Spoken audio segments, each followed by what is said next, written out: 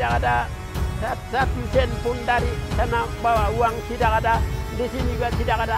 Ini masyarakat biasa saja. Jadi saya datang bawa noken ini saja. Untuk beli makanan di kota juga susah, dan untuk dapat makanan juga susah.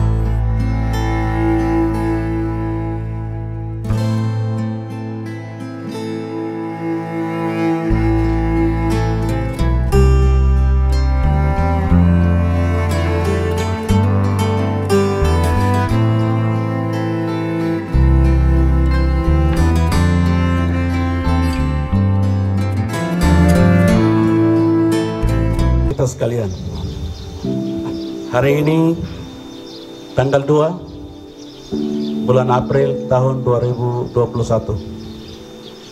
umat Kristiani memperingati kisah sengsara Tuhan Yesus Kristus. Karena itu saya sebagai pimpinan Gereja Injili Indonesia menyampaikan rasa duka yang sangat dalam bagi saudara-saudara saya yang ada di balik gunung, yaitu lebih khusus di Kabupaten Duga, Intan Jaya, dan juga saudara-saudara saya yang ada di tahanan, yaitu di LP seluruh tanah Papua, dan juga kamu yang ada di sel-sel di tanah Papua.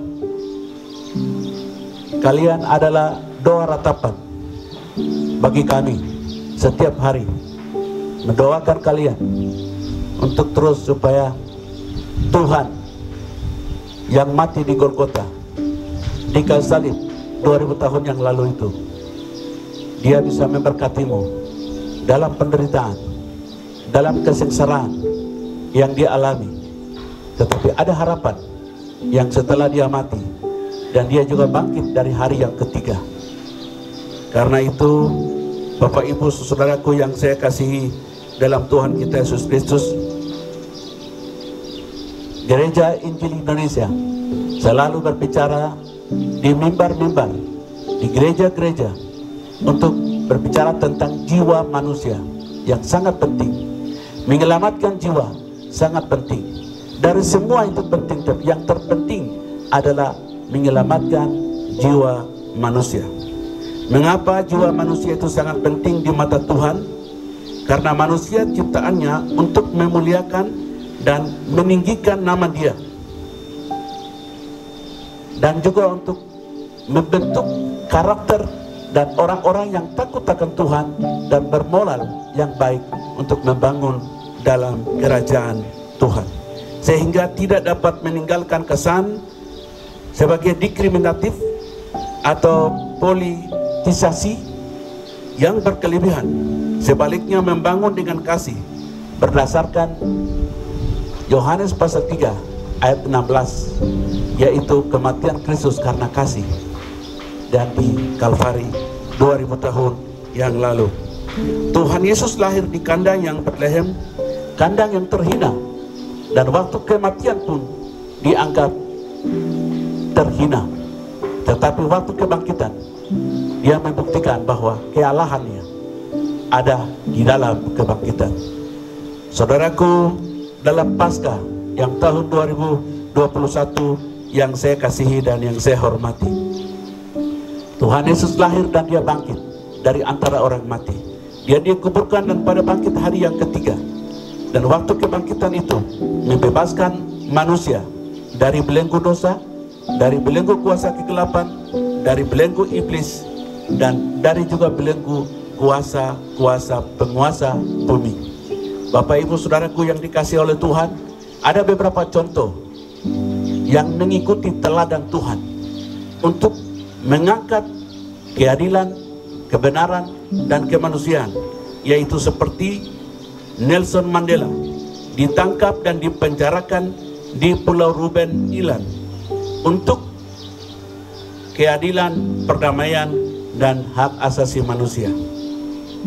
Yang kedua, Mahatma Gandhi ditembak mati pada usia tua karena memperjuangkan kebenaran, keadilan, dan kemanusiaan.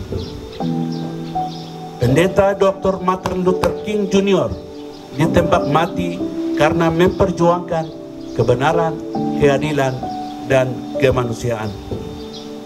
Bapak Uskup Oscar Romero ditembak oleh penguasa jahat karena memperjuangkan keadilan, perdamaian, dan juga kemanusiaan dan hak asasi manusia.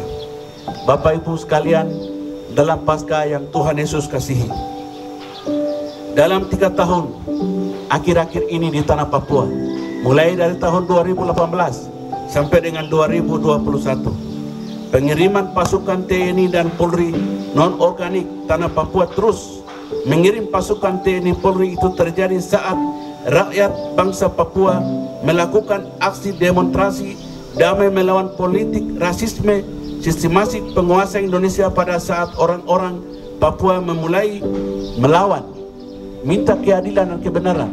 Kebangkitan itu terjadi mahasiswa-mahasiswi mulai dari Jakarta, Surabaya, Malang, dan sekitarnya.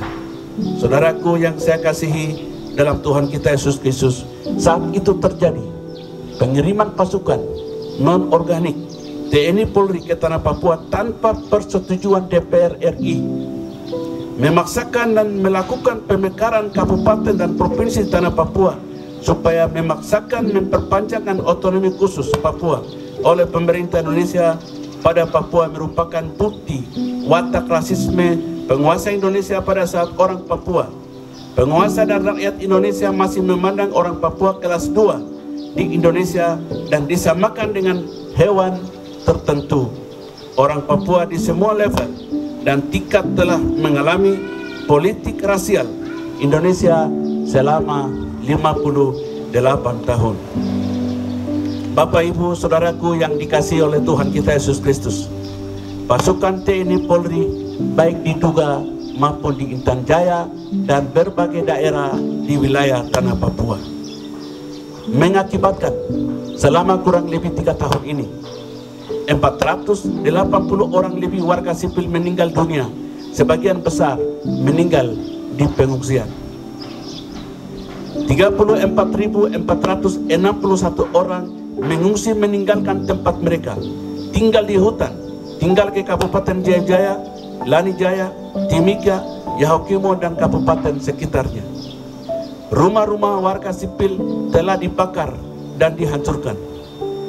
316 gereja ditutup dan umatnya tidak lagi beribadah di dalam gereja. Jumlah ibadah dan tempat pelayanan kesehatan dan pendidikan dijadikan pos TNI dan Polri.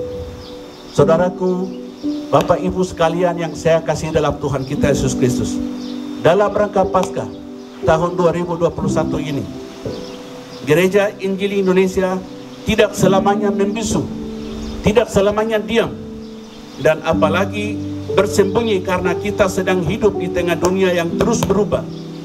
Era di mana arus globalisasi menembus sampai ke kampung-kampung, dan kita memiliki panggilan bersama untuk menjawab tantangan di bidang sosial, politik, keamanan yang terjadi di tanah West Papua.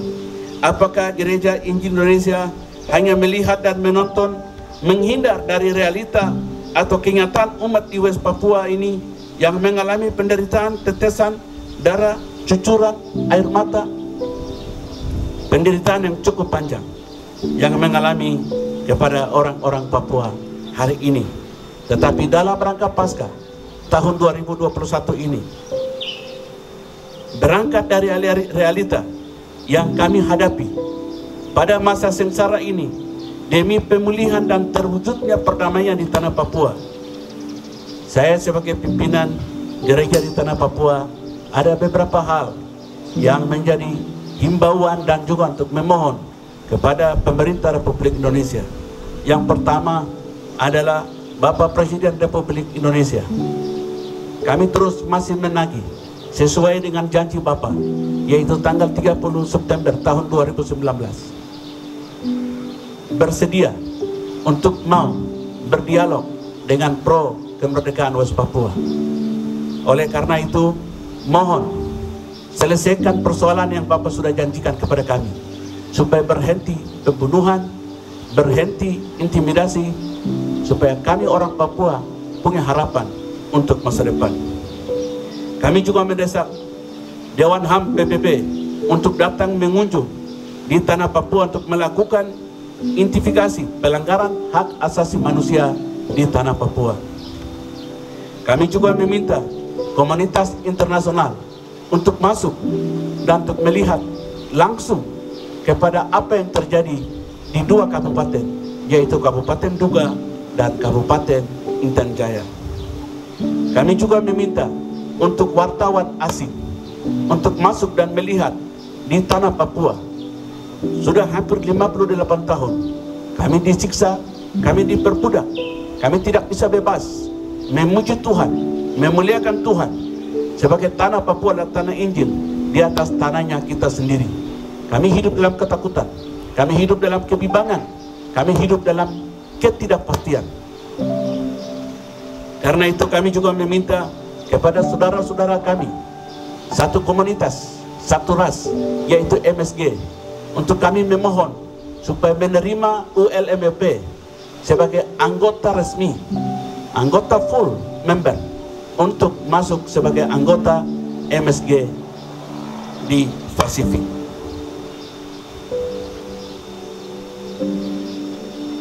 Akhirnya saya menyampaikan aspirasi yang sangat tinggi kepada semua teman-teman aktivis yang selalu menegakkan keadilan, baik saudara-saudara kita yang baik dari tanah Papua, baik orang Papua maupun orang non-Papua yang benci kejahatan, yang benci ketidakadilan, yang benci keperbudakan.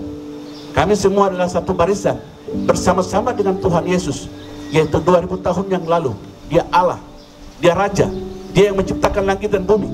Dia adalah pemegang juru selamat, tetapi menjelma menjadi manusia dan lahir di tempat yang terhina, mati, dan Dia bangkit dari antara orang mati hanya untuk menegakkan keadilan, kebenaran, dan kemanusiaan.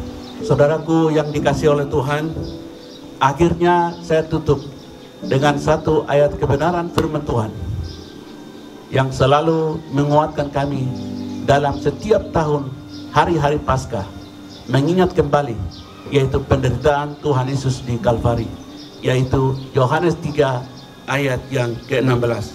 Bunyi firman Tuhan demikian: karena begitu besar kasih Allah akan dunia ini, sehingga Ia telah mengaruniakan anaknya yang tunggal, supaya setiap orang yang percaya kepadanya tidak binasa, melainkan beroleh hidup yang kekal. Karena itu dalam kesempatan ini, tanggal 2 bulan April 2021, saya menyampaikan selamat Paskah